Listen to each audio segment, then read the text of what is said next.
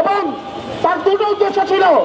এক, যদি চেয়ারম্যানের সাথে দেখা হইতো তাহলে সরাসরি ছুরিকাঘাত করে হত্যা করত, অথবা যদি এই সুযোগ না পায় এনডিএম চেয়ারম্যান ববি হাজ্জাজের গতিবিধি নজর রেখে তার গাড়ি বহরে হামলা করত।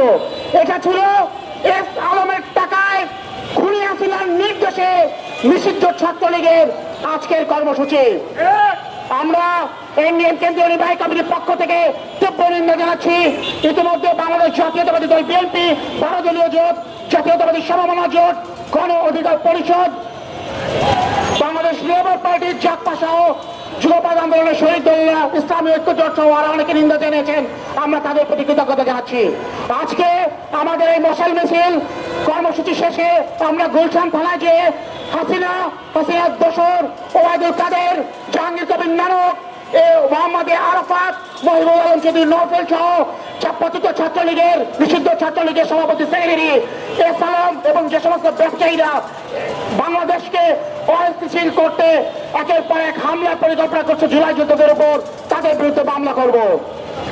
আমরা বিশ্বাস করি বর্তমান অন্তর্বর্তী সরকার তার দায়িত্ব ভুলে যাবে না, তার শপথ ভুলে যাবে না। হাজারো শহীদের রক্তের বিনিময়ে যে সরকার যে শপথ নিয়েছে একটি গণতান্ত্রিক প্রক্রিয়ায় নির্বাচনের মাধ্যমে গণতান্ত্রিক সরকারের কাছে ক্ষমতা হস্তান্তরের যে শপথ অন্তর্বর্তী সরকার নিয়েছে, সেই শপথ থেকে তারা পিছু হবে না। আমরা দাবি রাখতে চাই অবিলম্বে আওয়ামী ফ্যাসিবাদের প্রত্যেকটা দোষরের বিচার করতে হবে। টেকনাফ থেকে তেতুলিয়া, মসজিদ থেকে মাগরিব পর্যন্ত আওয়ামী ফ্যাসিবাদের শেষ দোষরটির বিচার না হওয়া পর্যন্ত এনডিএম এর নেতা কর্মীরা ঘরে ফিরে যাবে না ইনশাআল্লাহ। আগামী জাতীয় সংসদ নির্বাচনকে ঘিরে ষড়যন্ত্র অব্যাহত রয়েছে। এছাড়াও বাংলাদেশের জনগণের লুটপাটের অর্থ খরচের মাধ্যমে এখন তারা দেশকে অস্থিতিশীল করার ষড়যন্ত্র করছে। আমরা এনডিএম এবং যুগপৎ আন্দোলনের শরীর সকল দল, বাংলাদেশ জাতীয়তাবাদী দল বিএনপি নেতৃত্বে যারা রয়েছে, প্রত্যেক জাতীয়তাবাদী দেশপ্রেমিক শক্তি আওয়ামী ষড়যন্ত্রের কাঁধ ভাঙা জবাব দেব ইনশাআল্লাহ।